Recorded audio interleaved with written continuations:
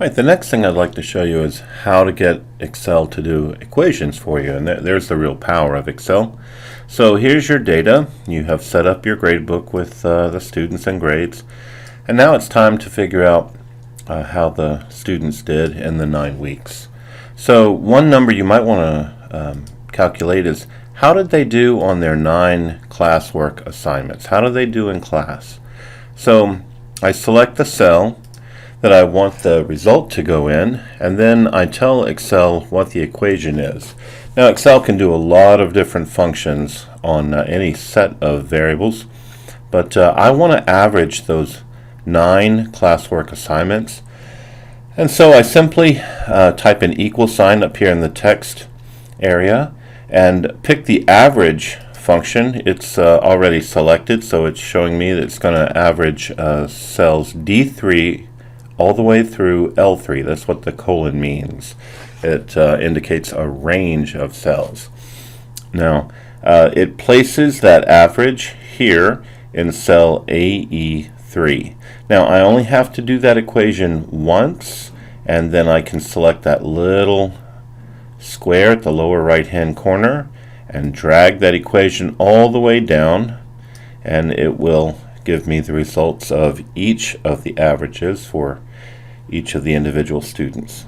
So I do that for classwork, I do it for homework, and then I do it for tests. Once I have those averages, calculating the final percentage is fairly easy. At the beginning of the year, the principal told me that classwork has to count 25%, homework has to count 25%, and test scores have to count 50% of the final grade. So I take 25% or 0.25 of the classwork total, add it to 25% of the homework total, that's an AF3, and add that to 50% is test scores, AG3. And that'll give me a final percentage for Albie Smith. And then I do the same thing. I copy that equation to all my students. I've already done it, but I'll do it again to show you. And it gives me the final percentages for each of the students. Now, if I want to turn that grade into a letter grade, as represented here, I need to use an array. So I've defined an array here.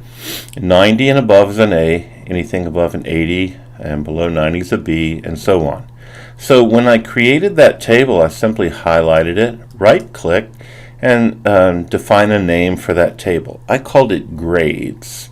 So Excel knows that this little table is called grades, and then to get it to evaluate the final percentage and turn it into a letter, I simply use the VLOOKUP function. It's a really handy function that Excel has. It just says go to that table and look up the value that's in AH3, that final percentage, and when you find it, give me the value in the second column. That's what the 2 stands for.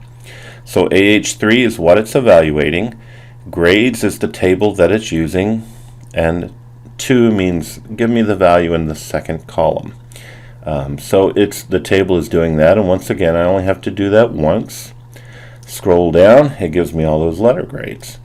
Now, I also calculated the average performance of my students on each individual assignment so I could get a handle on how they're doing for my assignments. I want to make sure that I'm not designing things that are too hard for them. And so that's what these numbers represent here.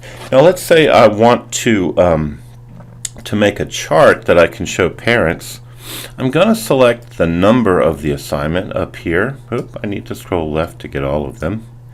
I'm going to select all of those assignments, and then I'll scroll down and select the averages. I hold the control key down so that it gets those 2 data sets together. Then I go to Insert, and Excel has a charting function. It'll do all kinds of graphs for you, but I just want to do a simple bar graph. Show me how my students are doing on each assignment. So there's a nice chart that I can show parents and give them an idea of what's happening in the class. So that's how you make Excel do equations.